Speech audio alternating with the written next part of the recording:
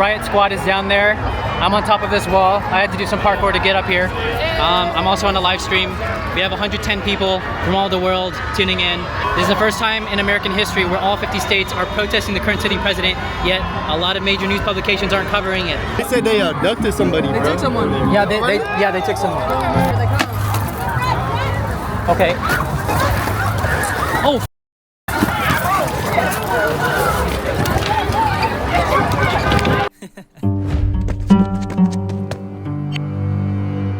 It has been around 3 weeks, almost a month, since I posted my colonialism reading list video, and since then I went from 200 subscribers to 1,000 subscribers, and that's kind of insane to me. I've grown on different social media platforms in the past, but I think it's scary, it's nerve-wracking for me because talking about politics is just something that's new for me, especially being a third generation. I learned that I'm a third generation Filipino American. In that last video I said I'm a second gen, I'm actually a third gen, who has instilled within me somewhere fear of standing out, rocking the boat, growing up in cultures of silence, you know, all that type of stuff. And yeah, I just really want to say thank you to everybody who's leaving very thoughtful comments, who are sharing your reading lists in the comments, and who are supporting me on the journey of learning. Since making that video, I can say that these videos are no longer reflective of my awareness. I think I understand a lot of things. As Frantz Fanon says, decolonization is always going to be some kind of violent process, not just physically, but mentally, spiritually, emotionally, psychologically. Decolonization is not an easy thing to do. Not everyone is willing to do something like this. So yeah, I've been navigating my way through that terrain. This awareness, it changes the nature of your relationships. And at this point in my life, it's really weird to be around people who don't know what's going on. The other day, I was chatting with my therapist, and I would say that I have a pretty solid lay of the land of why the world is the way it is today. I've actually been wanting to make this video for a while, but it's been a struggle to balance my learning process and being present with that, and then turning on the camera and then sharing what I learn in a intentional way. Whenever I turn on the camera, I want to make sure that how I communicate is intentional and I have reverence for the information, the knowledge, and the things that I'm learning. So thank you everyone for your patience. Since then, I've also gotten tear gas. So they started doing tear gas. I feel it in my nose, in my throat, all the things. I've witnessed Las Vegas LVMPD fire rubber bullets and tear gas canisters on peaceful protesters, and without warning, contrary to what is being said on mainstream news publications. At least speaking from my Vegas experience, the violence was instigated by the police, from my perspective. I also saw police arresting citizens for just simply stating, "Remember your oath." And I've also witnessed people being pulled from the crowd, put into a van, and taken to who knows where. When I was doing this, I was also on a TikTok live stream. There were almost 1,000 people in the stream, which was pretty crazy. I've never had that many people in a live stream before in my life. And I think there was around like 800 people at max. The riot squad is down there. I'm on top of this wall. I had to do some parkour to get up here. I'm also on a live stream. We have 110 people from all the world tuning in. This is the first time in American history where all 50 states are protesting the current sitting president, yet a lot of major news publications aren't covering it. They said they abducted somebody, bro. They took someone. Yeah, they took someone. Okay. Oh.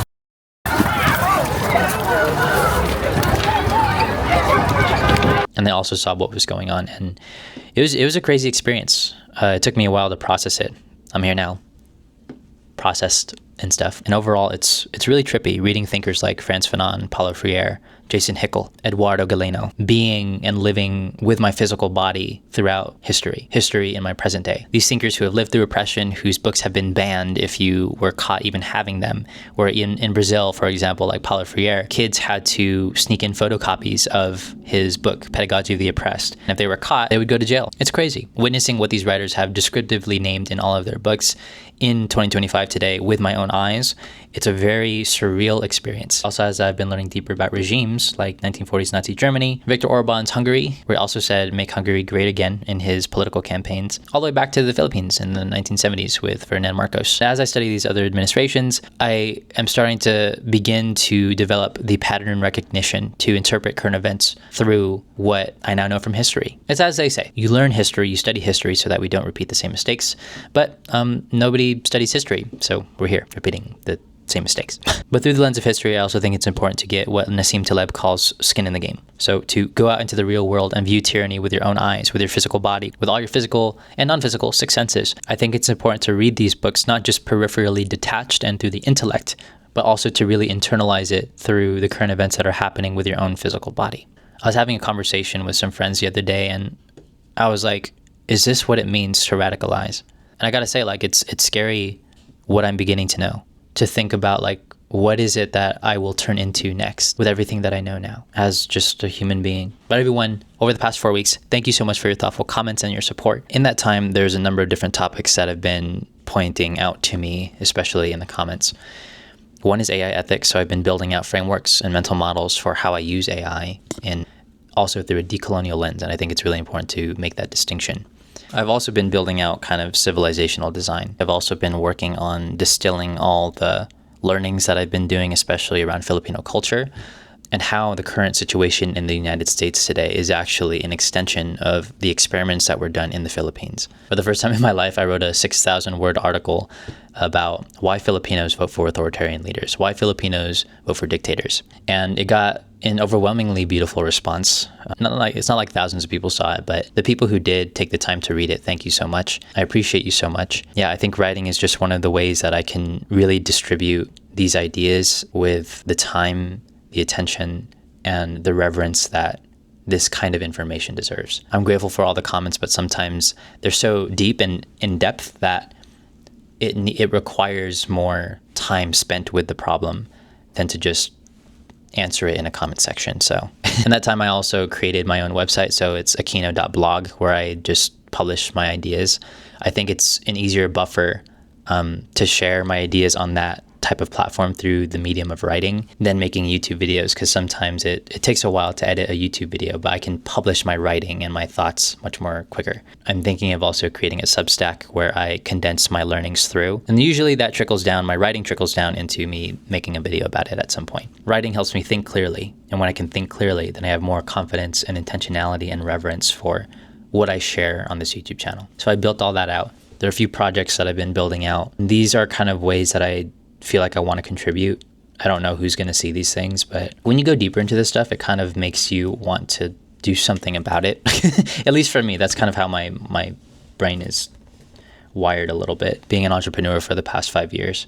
So some of the projects I'm working on is I want to create my own AI ethics manifesto and just share that to the public, to share how I use AI through a decolonial lens, also a post-capital lens. I'm currently building out how I use 4 different tools of knowledge and how they shape my consciousness: the pen, the keyboard, the dictation, and the AI, and break down how that kind of helps me in my creative process when making content, and the ethics behind that as well. I'm also trying to work on exploring a new advertising language, because I realized that being a marketer and advertiser and an unconscious capitalist, because I never said that I'm a capitalist for the past 5 years. I just learned how to navigate and find success as an entrepreneur in a capitalistic framework. But studying marketing for the past 5 years, I realized that it's the marketers that actually shape consciousness.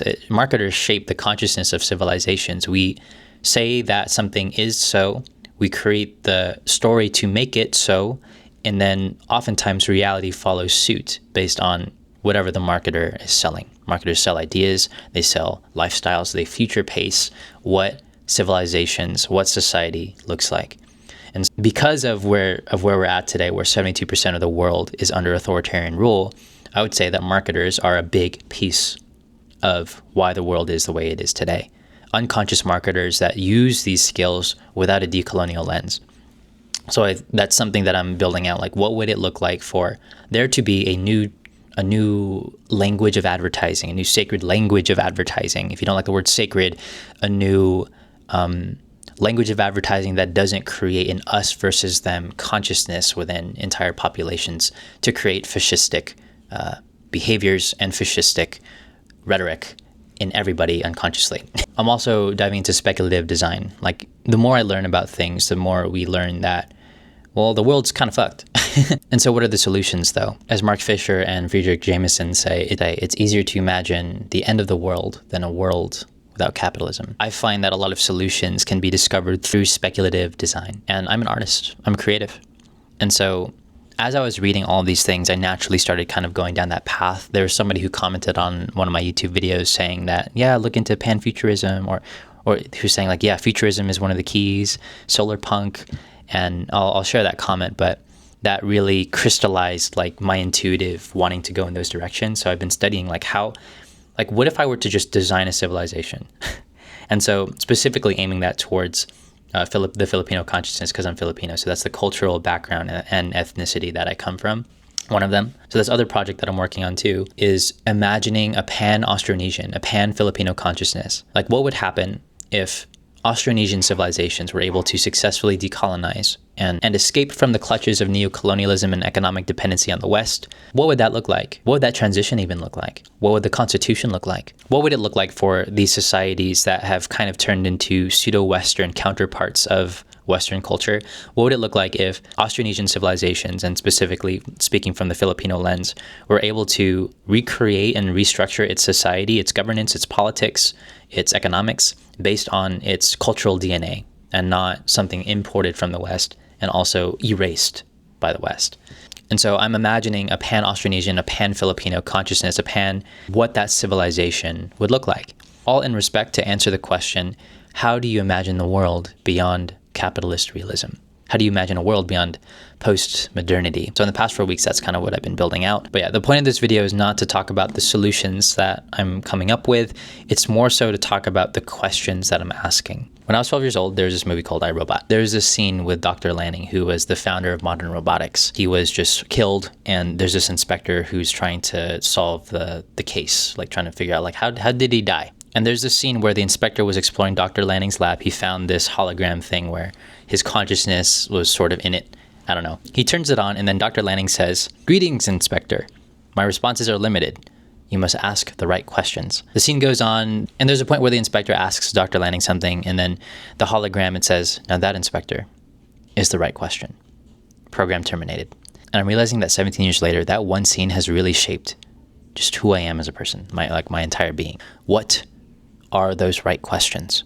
Right now, in 2025 in America today, there's a lot of urgency to know the right answers to things. As now the other day, Trump just bombed Iran without congressional approval. The world today is looking more and more like Children of Men, with the mass deportations and the increase of aggressiveness that the ICE enforcement agencies are using to incarcerate immigrants, while also in an analysis of official ICE documents revealed, over 75% of criminal immigrants that have been incarcerated, detained, and deported had no criminal record apart from immigration and minor traffic violations. ICE raids and protests are happening loudly all over the United States, or the shock doctrine, as Naomi Klein outlines it. All these rapid-fire executive orders, things happening in all these different directions.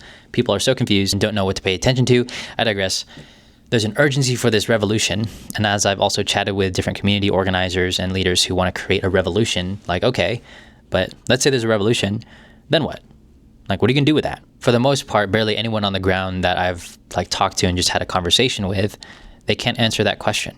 And so we've come to this, the quality of the answers and solutions that we can create are directly proportional to the quality and the depth of the questions that we ask.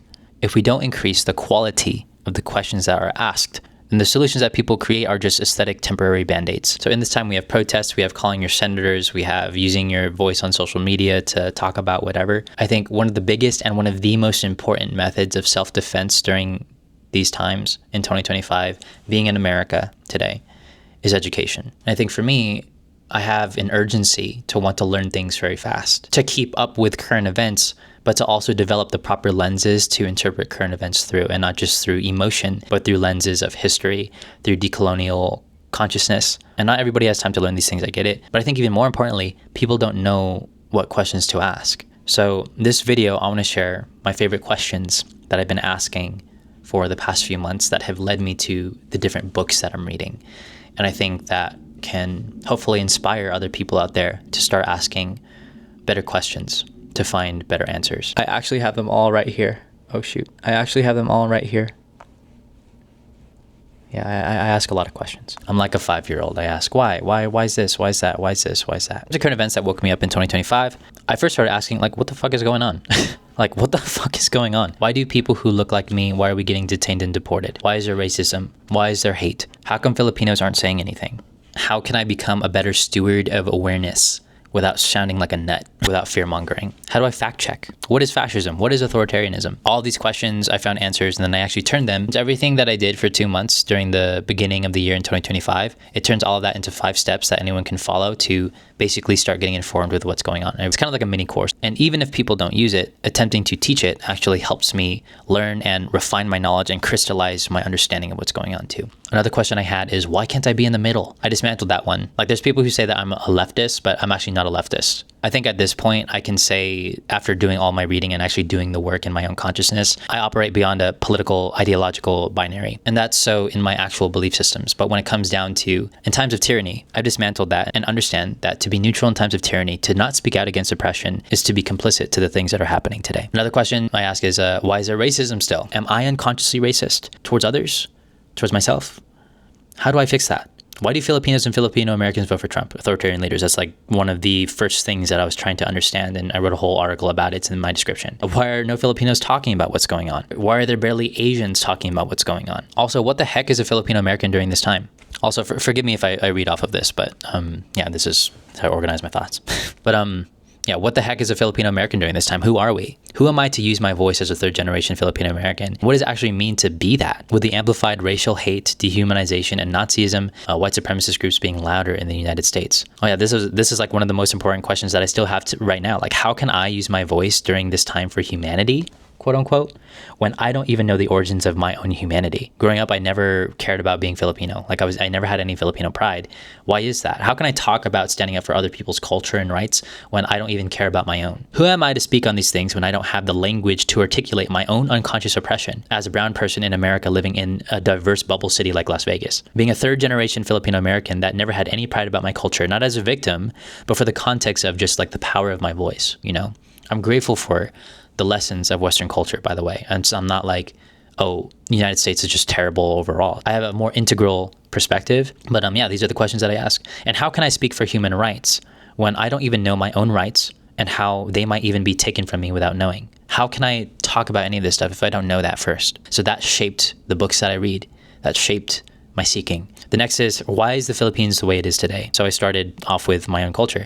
How did it fall to be a lab rat nation of the West with a pseudo-Western culture that Lee Kuan Yew warns about? And that brought me to reading people like Maria Ressa, who's a Nobel Prize winning journalist who got Duterte removed from office with her reporting on his extrajudicial killings, on his war on drugs. So I read her book. I watched her documentaries. And it also took me to Sarah Williams, the book Careless People, how she outlines how Facebook algorithms amplify fascist and authoritarian ideology and actually support authoritarian leaders coming to power. Why is 72% of the world under authoritarian rule today? It's because of social media platforms partnering with authoritarian leaders and training its algorithm to support authoritarian leaders. Me discovering these books came from me asking the right questions. I digress. Next, why is it so hard to find history about my own people and before we were colonized? Why out of all Austronesian civilizations do the Filipinos have the most cultural and historical amnesia? I think of the movie Moana. You know that movie? It's such a beautiful movie. One of the songs, it goes, "We know who we are, who we are." Filipinos don't know who we are. And that whole movie, it highlights like Austronesian heritage. And then I look at other Austronesian descendant cultures like the Hawaiians and the Samoans and the Taiwanese and the Maori. How come at least what I was exposed to growing up,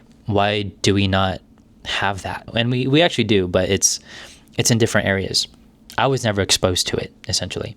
Another question is, how do you decolonize and heal without becoming the same monster that erased, genocided, and tokenized you?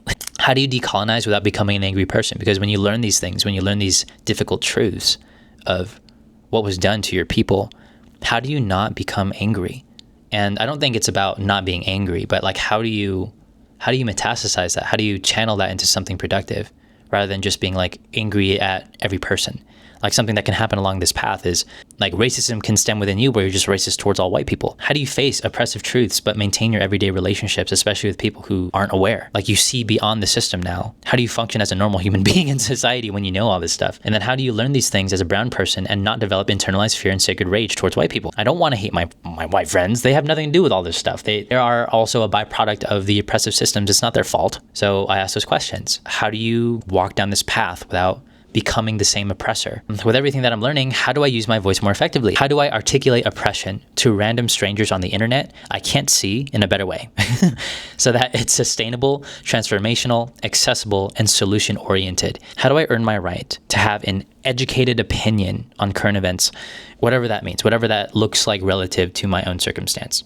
How do I actually do due diligence? How do I actually fact check? How do I actually do that? And again, how do I use my voice without just being an angry person yelling at a screen, being belligerent on the internet? Because when you go through this stuff, it's emotional. It's so emotional. I can't tell you the way that I'm talking right now, it's honed because I try to be very intentional with this. But when I'm going through it, like I feel everything, all the emotions, all the anger, all the rage, all the sadness, all the grief, and all the acceptance. Yeah, I don't know. But those are my questions that I'm constantly asking. How do I be a better communicator? And then that leads me to books like Pedagogy of the Oppressed by Paulo Freire or Pedagogy of Hope by Paulo Freire. Hey, this is a quick ad break. You can skip it if you want to, but I wanted to take a moment and share something that I've been using for the past 3 years. It's an app called Readwise, and I'm really grateful. The other day, I had a chat with Readwise's affiliate program, and I had a chat with a really kind lady. She actually watched the colonialism video that all of you guys have also engaged with, and she said that I would be a great fit for the program, and I couldn't think of a better brand to partner with than Readwise because I just believe in education. Like right now, education is self-defense when it comes to misinformation, when it comes to all the things that are happening in the United States today and really around the world. 72% of the world today is under authoritarian rule. One of our biggest self-defense mechanisms is to educate ourselves, to learn things, to read. And sometimes reading is really hard, especially with a short attention span. I specifically have ADHD, and for the past 3 years, I've been using Readwise because it actually turns any digital book into an audiobook. I can put it into the platform, and instead of like reading it and forgetting every sentence that I read, I can listen to it. I can put it into X speed while I'm doing chores or when I'm going for a walk and actually dictate my thoughts on the book. So I'm actually having a conversation with the book. It makes it a much more interactive experience with my learning process. And it's really just changed the speed at how I can learn things. I think right now, speed and urgency of our education is really important. So one of my favorite features too is that all of my notes and highlights, my annotations get automatically saved to my notes app, which is called Obsidian. It's my nonlinear note-taking tool.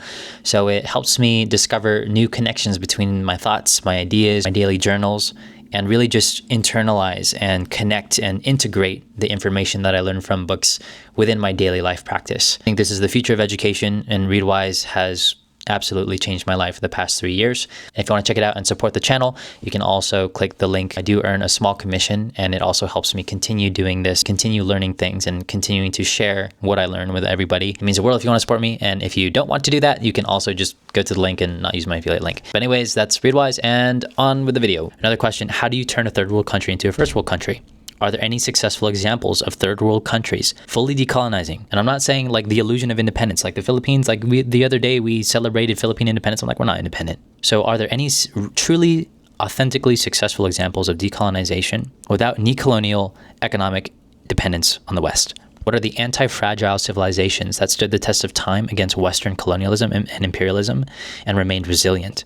Are there any successful examples of nations that have decolonized and reclaimed land, culture, heritage, language, and their economy? If the Philippines were to fully decolonize as a nation, what would that look like? If Austronesian civilizations were to rise and remember in sovereignty, what would a pan-Austronesian or a pan-Filipino civilization look like? What is capitalism, Marxism, socialism, communism? Why is there so much fear and hate towards quote-unquote the radical left? What does that word even mean? Just the other day, Trump posted on his Truth Social account that Zoran, I hope I say his name correctly, but he was calling him a communist, a radical leftist communist. So what is that? That led me to the books like Jakarta Method that goes into how anti-communist rhetoric justified the killing and murder and genocide of over 500,000 Indonesians. And then those Jakarta Method techniques that were used by the CIA to do that were then exported into many other countries in Southeast Asia and the global South. So what is capitalism exactly? What is Marxism? What is socialism, communism? How does that affect human consciousness? How does that affect the world? And especially after being an entrepreneur for 5 years, this is another question. After being an entrepreneur for 5 years, what are the critiques of capitalism? Is to critique capitalism to critique entrepreneurship? Was the past 5 years of my life a lie and a waste of time? And this is where I found the book Capitalist Realism. And where am I on that spectrum? What are even my political views? A lot of people don't even ask that question. People want to be opinionated about things when they don't even know their own beliefs. So for me, I asked those types of questions to dig and figure out, who am I to even talk about this? Where's the context of my opinion coming from? Another question is, why is there so much hate and fear towards Islam and Muslims and Arabs? Why are they framed as terrorists when Jesus was a brown Arab from Palestine?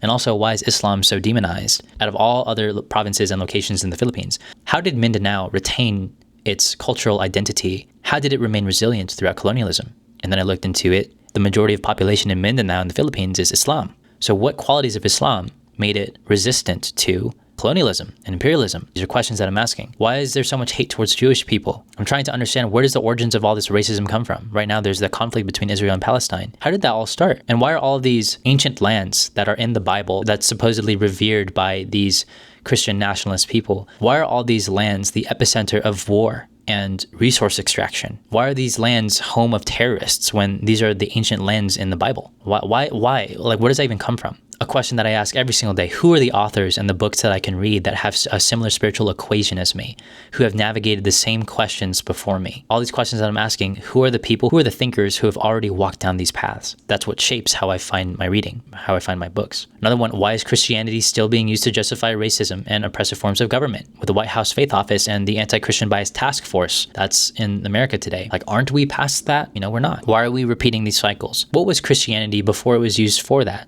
Jesus didn't even want people to make a religion about him. What were those teachings? What were those original teachings? Before it was remarketed as a religion, before it was turned into an organization, a corporation for war, killing, and genocide, used to justify those types of things. What was it before that? For context too, like growing up in Las Vegas, like I've grown up around all different types of races, ethnicities, and religious belief systems and all that. Even though our governor says that we're not a sanctuary city, in function, in practice, in actual reality, it is a sanctuary city because there's so much diversity of people here. It's a tourist capital. It's a melting pot. It's almost like LA.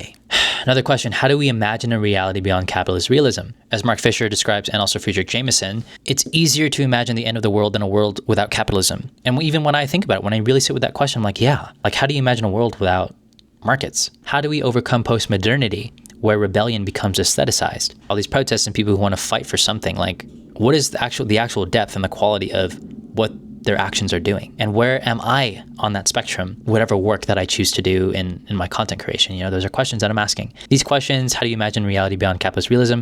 This brought me to speculative design, futurism, and solar punk. Like, I'm an artist, I'm a creative. Before I started being an entrepreneur, I was actually a very creative person. Like in 2015, I was a dancer with the Jabwalkies, I was a performer, I was an entertainer. Not a stripper. I don't have the looks for that. I also painted, I created characters. Like I'm just a creative person in general. All of these questions, it led me to speculative design and wanting to imagine a pan-Austronesian, a pan-Filipino consciousness, civilization. What would that actually look like if the Philippines or Austronesian civilizations, a pan-consciousness, similar to like a pan-Africanism, the idea that all Africans in the diaspora are part of one source, one origin, and having unity within that. Or the idea from Ummah, from Islam, that all Muslims around the world in the diaspora are connected.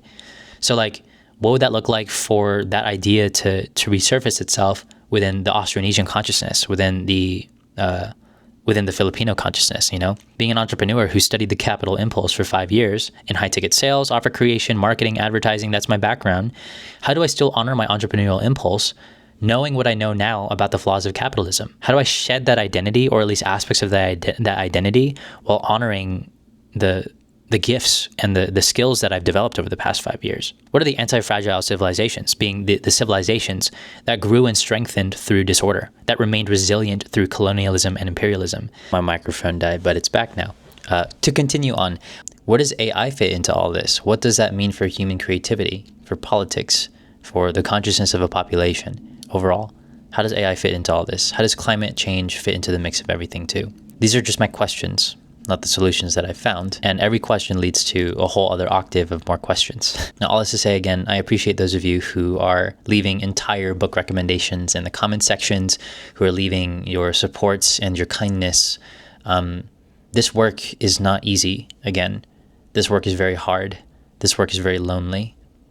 I didn't expect people to watch these videos, and I don't know, I just kind of rambled. I let this video be as long as it needs to be, but whoever it reaches, it's who it's meant to reach. And also, your curiosity shapes my consciousness. All your questions, they inspire me to ask better quality questions too. One of my pillars that I've understood now after reading Pedagogy of the Oppressed and just kind of walking with Paulo Freire and my consciousness during this time is really understanding that curiosity is a love language. It's one of the greatest languages of love that we could have during this time. And so as you guys ask your questions, it inspires me to also ask better questions, to find better quality and a more depth of answers. Love you guys like I love myself, and see you in the next one.